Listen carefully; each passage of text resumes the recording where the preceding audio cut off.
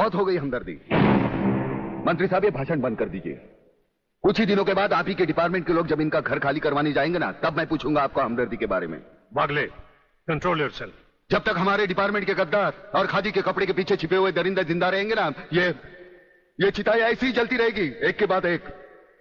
कुछ चंद सिक्के मिलेंगे भाभी को सरकार की तरफ से भविष्य के लिए। Bagle, stop it. बोलने दो इसे।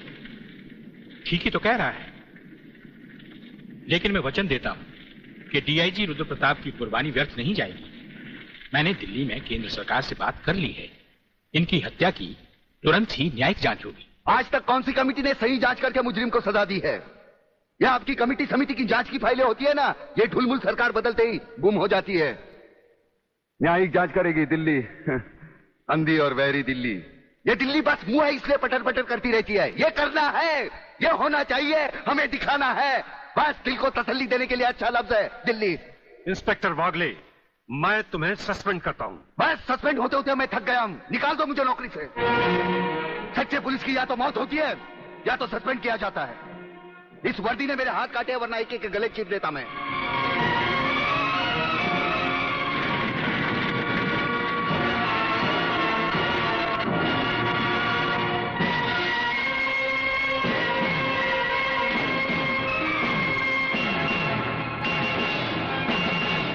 ना तलवार की धार से, ना गोलियों की बौछार से।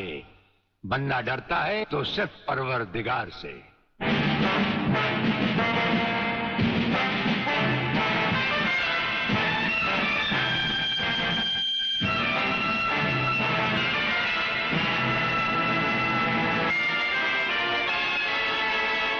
ब्रिगेडियर सूर्यदेव सिंह।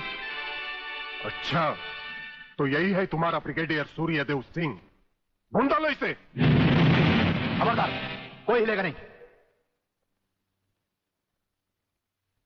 हमारे कमांडोज ने तुम्हारे सब साथियों को घेर रखा है।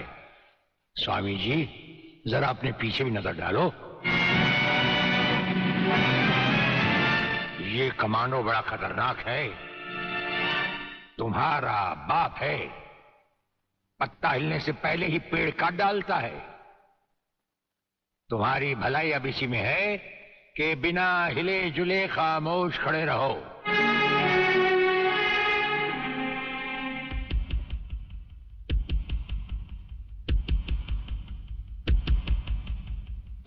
दुबे नाम है सत्यवादी। सत्यवादी दुबे। जैसे गधे की पीठ पर घोड़े की जीन अच्छी नहीं लगती, वैसे ही तुम्हारे कंधों पर ये सितारे अच्छे नहीं लगते।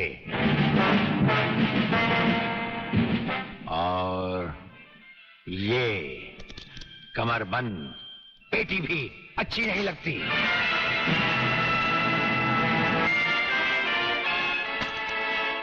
अब वो कसम याद करो जो तुमने खाई थी ये वर्दी पहनने से पहले। हम कसम खाते हैं कि हम पूरी ईमानदारी और वफादारी से देश और कानून की रक्षा करेंगे।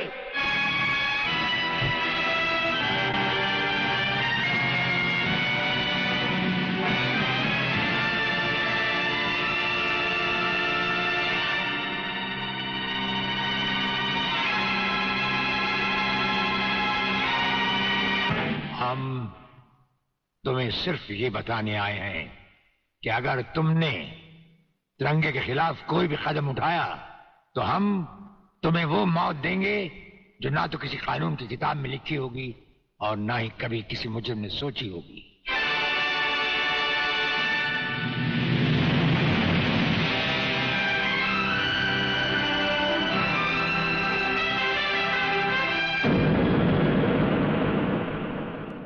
योर ऑनर, मैं इंस्पेक्टर वागले इस केस की छानबीन मैं कर रहा हूं।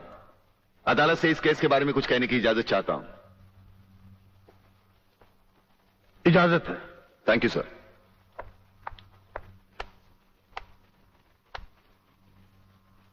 योर ऑनर, इंसाफ के इस मंदिर में आपको न्याय करते हुए कई साल हुए होंगे और इन सालों में आपके सामने रेप और मर्डर्स के अनगिनत केसेस भी आए होंगे। क्या उन अनगिनत केसों में आपके सामने कोई ऐसा केस आया है जहां कत्ल और बलात्कार करने वाले ने जिसके ऊपर बलात्कार किया है उसे खुद अस्पताल पहुंचाया हो। ये तो अभी तक सुना नहीं कभी। सही कह रहा है ये बात है, कुछ ना कुछ गड़बड़ जरूर है। बहुत बड़ी ऑर्डर ऑर्डर। इंस्पेक्टर वागले, मुझसे सवाल करने की बजाय आप इस केस में रोशनी डालिए। वही कोशिश कर रहा हूं सर।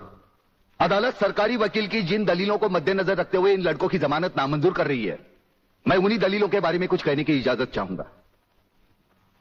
इजाजत है। सरकारी वकील का कहना यह है कि अनीता चौधरी की लाश के पास संजय चौहान का पर्स मिला। हो सकता है बेहोश राधा टंडेल को उठाते वक्त वो पर्स वहां गिर गया हो। अब इनका कहना यह है कि राधा टंडेल ने इन लड़कों के खिलाफ बयान दिया है। यह भी तो हो सकता है कि वो बयान उसे किसी के दबाव में आकर दिया हो। जिस डॉक्टर ने बलात्कार की रिपोर्ट बनाई वो भी खरीदा गया हो। आपकी इन दलीलों से अदालत अपना फैसला नहीं बदल सकती। यह फैसला आप जबरदस्ती इन पर लाद रहे हो। इंस्पेक्टर वागले, अगर मैं चाहूं तो अदालत की तौहीन के जुर्म में मैं तुम्हें अभी टर्मिनेट कर सकता हूं। कोई परवाह नहीं है मुझे इस बात की। मेरा तो विश्वास उठ गया है इस कानून से। कौन सा कानून, कैसा कानून? यह कानून तो चंद मुजरिमों की रखेल बन बैठा है। इसलिए लोग अदालत का दरवाजा खटखटाने के बजाय गुंडों की चौखट चूमते हैं। Take him out of the court. अगर जिंदगी में किसी से रिश्वत ना ली हो तो ही मुझे हाथ लगाना।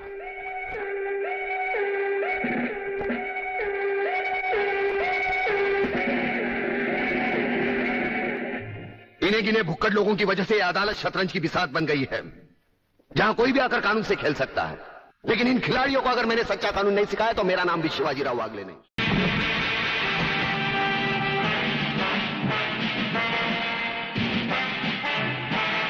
कुछ ही देर पहले तुम जेल की कोठरी में बंद थे, फिर वहां से निकले कैसे? और अपने ये कपड़े पहनकर यहां किसके हुक्म से आए? हम अपने हुक्म के खुद मालिक हैं। हम अपने हुक्म से ही अंदर आए थे और अपने ही हुक्म से बाहर चले जाएंगे। तुमसे अच्छी तरह मिल लेने के बाद। तुम्हें अच्छी तरह मालूम होना चाहिए कि तुम किसके सामने बैठे हो। हमें मालूम है, इसीलिए तो जूते तुम्हारे मुंह के सामने रखे हैं। तुम जैसे गद्दारों से हम नहीं, हमारे जूते ही मुंह लगाते हैं। सूर्यदेव सिंह, ब्रिगेडियर सूर्यदेव सिंह, भूल कैसे गए? हम आज भी ब्रिगेडियर हैं, कल भी ब्रिगेडियर थे। जेल में आना तो एक नाटक था तुम जैसे मुजरिम तक पहुंचने के लिए। और ये रहे तुम्हारे काम के कागज। ये हमारा रिहाई का ऑर्डर और ये है तुम्हारी गिरफ्तारी का वारंट।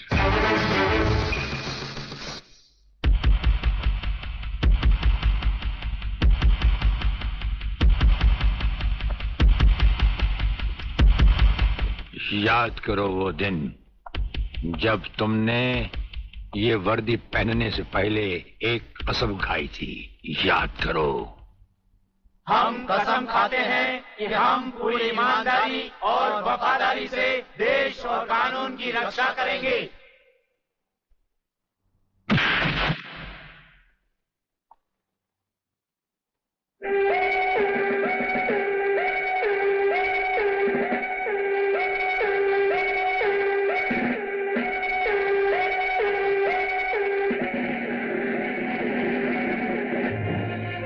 इन नंगों की बारात में ये वर्दी वाला दूल्हा नहीं जाएगा वागले।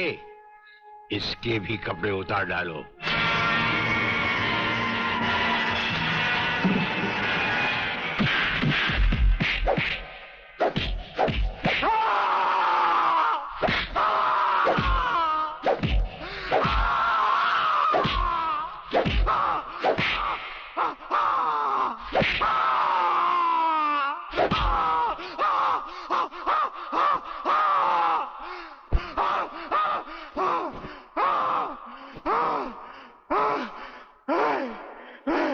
सच कह रहा हूं, मैं बेकसूर हूं। रात के बारे में मैं कुछ नहीं जानता। बेहोश होने से पहले 3 बार, होश में आने के बाद 3 बार तेरा इसी तरह इलाज करता रहूंगा। यही 1500 की नौकरी करने वाला एक दिन तुझे 150 का कफन पहनाएगा प्रलयनाथ। आज से तू उल्टी गिनती गिनना शुरू कर दे। जिस दिन भी मुझे तेरे खिलाफ एक भी सबूत मिला ना, तुझे ऐसी मौत मारूंगा कि तेरी पापी आत्मा अगले 7 जन्म तक किसी दूसरे शरीर में घुसने के पहले कांप उठेगी। अबे चुप! एक लफ्ज भी आगे बोला तो भून के रख दूंगा। तू मारेगा मुझे? है? चल चला, अब क्या सोच रहा है? चला गोली। अपनी मां का दूध पिया है तो चला गोली। इस बदन को छूने के लिए शेर का कलेजा चाहिए। तेरे जैसा बुज़दिल और नामर्द मुझ पे क्या गोली चलाएगा? चला।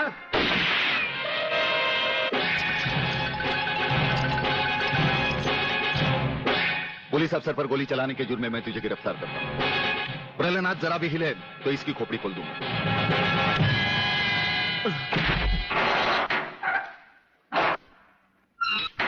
अगले मेरा बाप तुझे छोड़ेगा नहीं।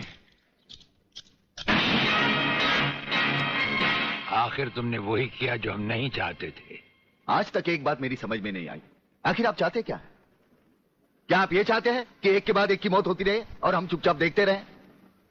पहले डॉक्टर गुप्ता की मौत हो गई, फिर अली मारा गया, आज इस प्रहलाद के पिल्ले ने मुझ पर गोली चलाई। ये देखिए, अगर मैंने बुलेट प्रूफ जैकेट नहीं पहनी होती तो मरने वालों की लिस्ट में मेरा भी नाम जुड़ जाता। लेकिन इसने तुम पर गोली क्यों चलाई? क्योंकि मैंने इसे मजबूर किया था। इसके खिलाफ सारे सबूत मैंने पहले ही इकट्ठा कर लिए थे। सवाल था उंगलियों के निशान का, जो इस रिवॉल्वर पर मौजूद हैं। एक बात मैं दावे के साथ कह सकता हूं सर, अनीता चौधरी का कातिल और राधा टंडेल से शरीर संबंध रखने वाला यही है रसिकनाथ। डीआईजी के बेटे संजय को फंसाया है क्योंकि वो अपने बाप के कातिल का चश्मदीद गवाह है। वागले, अब हम इसे उस अस्पताल में ले जाएंगे जहां इसके अंदर के छुपे हुए राज एक बीमारी की तरह बाहर आ जाएंगे।